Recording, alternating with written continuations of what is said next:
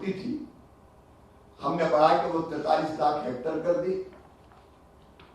नर्मदा और क्षिप्रा जैसी नदियों को जोड़ने का काम किया।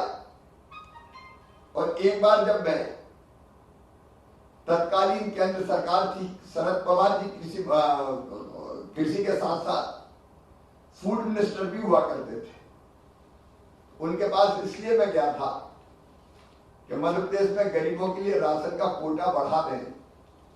तो उन्होंने मुझे कहा था प्रिक्योरमेंट तो मध्य प्रदेश में होता नहीं है, केवल कोटा बढ़ाने की बात करते हो, पैदावार भी तो बढ़ाओ। मुझे बताते हुए प्रसन्नता है कि मध्य प्रदेश के प्रयास रंग लाए, सिंचाई का रकबा बढ़ा, केमिकल फर्टिलाइजर का उपयोग बढ़ा। स्वाभाविक रूप से जब सिंचाई बढ़ेगी तो बाकी सारे प्रयत्न किए। तो पिछले साल जो मध्य प्रदेश में कृषि का उत्पादन हुआ वो 7,07,23,000 मीट्रिक टन हुआ। गेहूं के उत्पादन में हमने पंजाब और हरियाणा को पीछे छोड़ दिया। और खरीदने में स्थिति यह थी कि चारों तरफ अन्न के भंडार ही भंडार पड़े थे, खरीदना मुश्किल हो गया। हरित क्रांति ने खाद्यान्न की कमी पूरी कर दी। वो भी एक उपलब्धि है, क्योंकि एक जमाना था जब अमेरिका जैसे देशों से गेहूं आयात किया करते थे, PL480 जैसा जो रिजेक्टेड गेहूं था वो आता था। मध्य प्रदेश का एंटीबीट तो सरबती विरम काफी प्रसिद्ध है। लेकिन उत्पादन बढ़ाने के साथ साथ ये बात स्वीकार करने में और कहने में मुझे कोई हिचक नहीं है कि केमिकल फर्टिलाइजर का लगातार प्रयोग बढ़ता चला गया। अभी भी तुलनात्मक दृष्टि से पंजाब हरियाणा से हमारे यहां कम है काफी। और 17 लाख हेक्टेयर जमीन हमारी जैविक है, और वो जैविक परंपरागत रूप से है।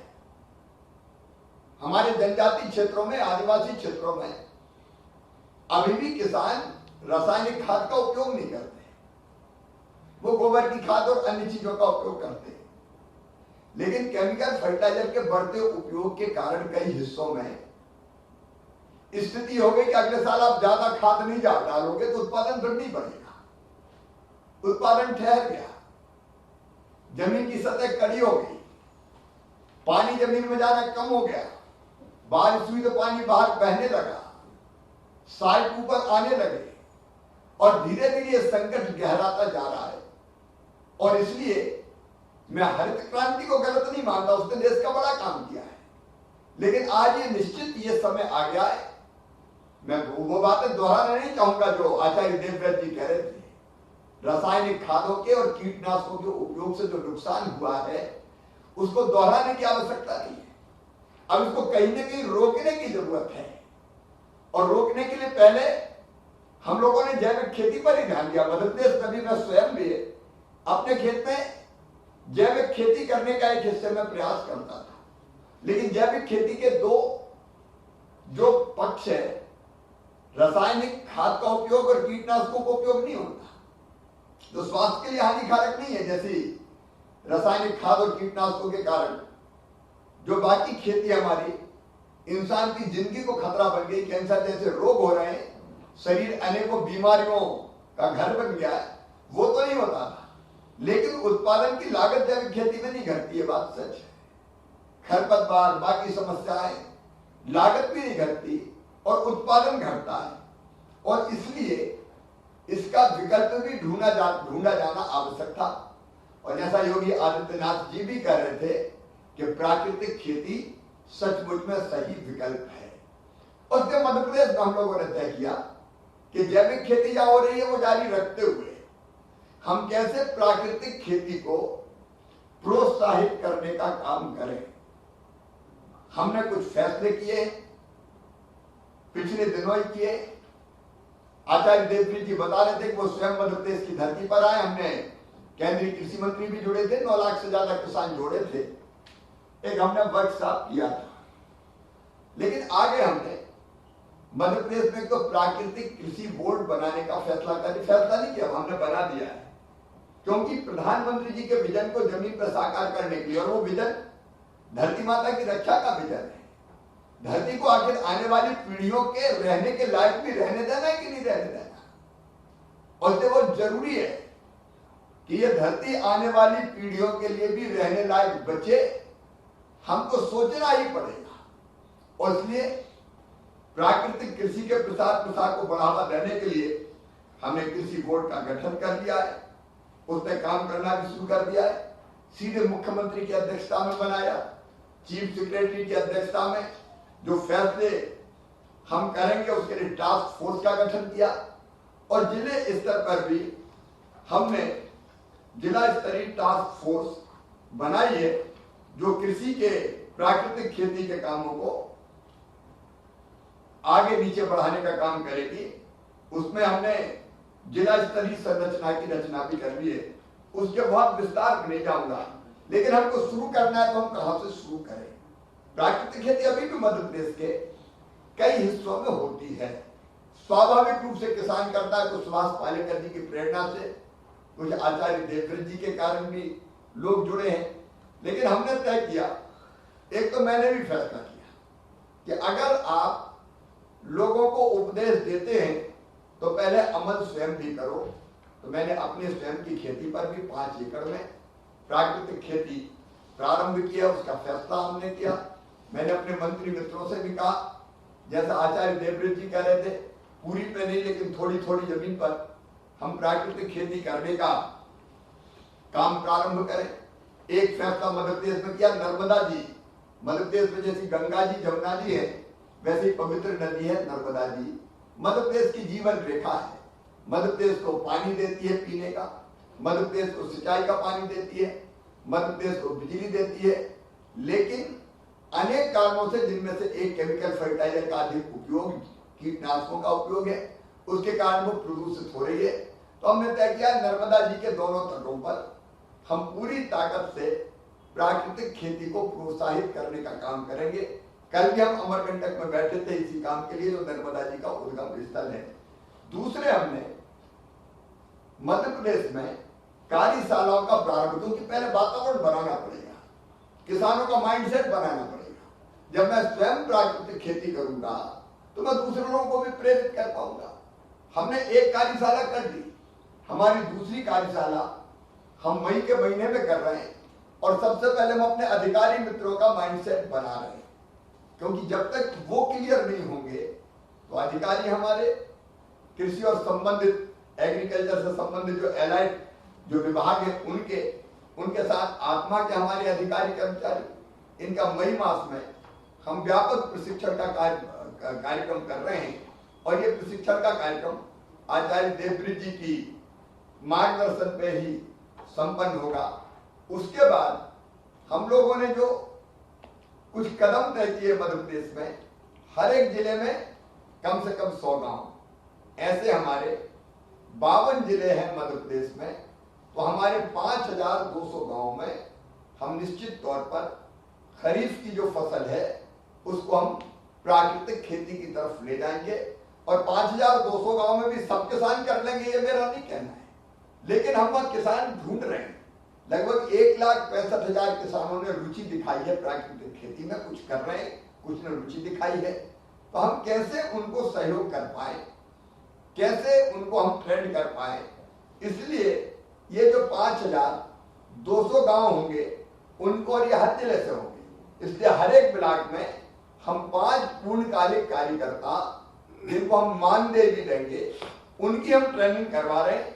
और वो 5 पूर्णकालिक कार्यकर्ता होल टाइम वर्कर, मानदेय भी उनको देंगे, लेकिन वो प्रेरित भी होंगे मिशन से, केवल पैसे के लिए काम नहीं करेंगे। और वो पूरे ब्लॉक में प्राकृतिक खेती की ट्रेनिंग देके किसानों को प्रेरित करने का काम, और जो किसान प्राकृतिक खेती करेंगे उनको गाइड करने का काम भी करेंगे।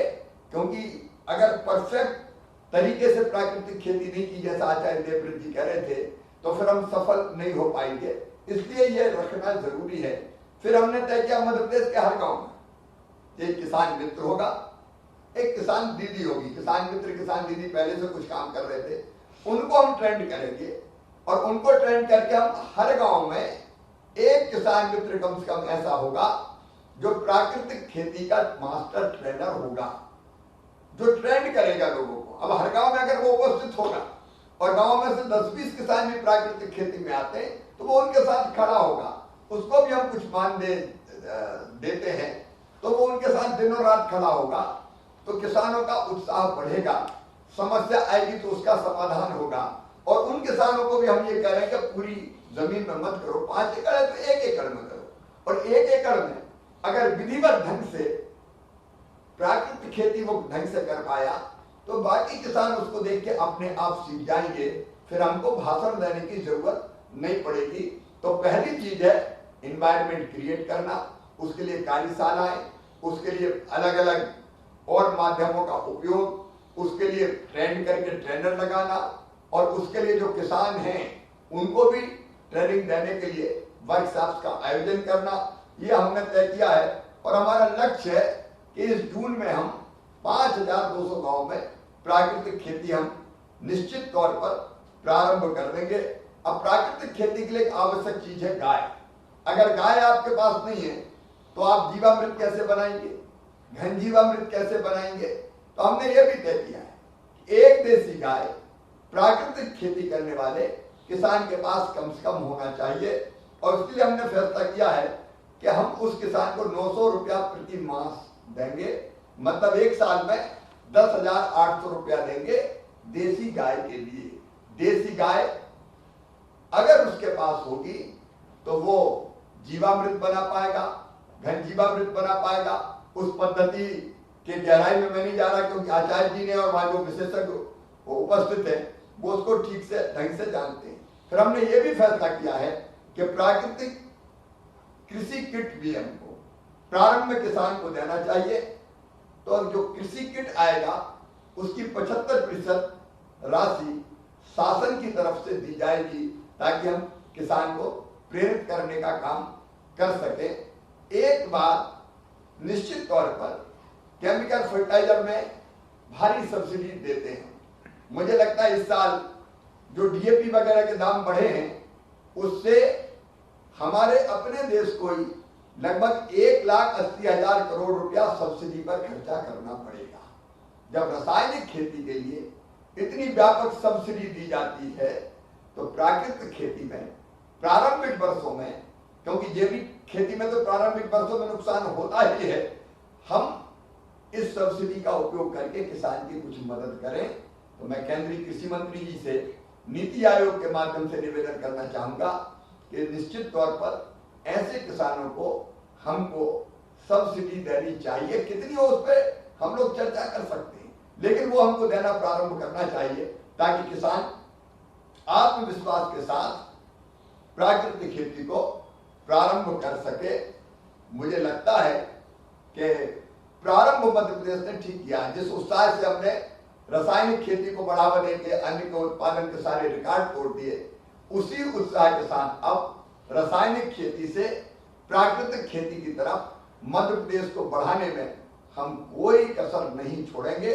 प्रधानमंत्री जी की तरफ इस विषय में देखते ही बनती है। कल कश्मीर से भी संबोधित करते हुए उन्होंने प्राकृतिक खेती के लिए जो आह्वान किया वो हमारे लिए मंत्र है। और ये मेरे लिए केवल मुख्यमंत्री के नाते कोई कर्मकांड में कर रहा हूं कि बहुत सा काम करते हुए प्राकृतिक खेती का भी कर लो, बिल्कुल नहीं।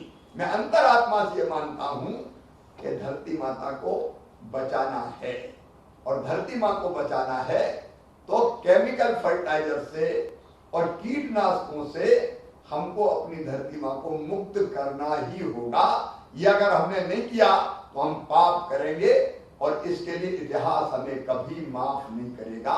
इतिहास हमें कभी माफ नहीं करेगा। और इसलिए मैं इस परिचर्चा के माध्यम से संपूर्ण देश के किसानों को भी, मध्य प्रदेश में तो मैं आह्वान कर ही रहा हूं, आह्वान करना चाहता हूं कि आइए हम मजबूती के साथ प्राकृतिक खेती की तरफ कदम बढ़ाएं। इसी से मानव जीवन भी बचेगा, हम बीमारियों से भी बचेंगे, हम धरती मां को भी बचा पाएंगे। नदियां हमारी प्रदूषित हो गई है कैसे, हम अच्छी तरह से जानते हैं। हम नदी को भी बचा पाएंगे और सचमुच में आने वाली पीढ़ियों का भविष्य भी बचा पाएंगे। मुझे आपने चर्चा करने का यहाँ अवसर दिया, इसके लिए मैं नीति आयोग का आभारी हूं और विश्वास दिलाता हूं कि कर्मकांड नहीं, मजबूत कदमों से दृढ़ संकल्पित होके हम सफल होने के इरादे से प्राकृतिक खेती की दिशा में आगे बढ़ रहे हैं और निश्चित तौर पर हम सफल होंगे और धीरे धीरे किसानों को प्राकृतिक खेती की तरफ ले जाके मध्य प्रदेश को जैविक खेती की तरफ से रासायनिक से जैविक और जैविक से प्राकृतिक खेती की तरफ ले जाएंगे।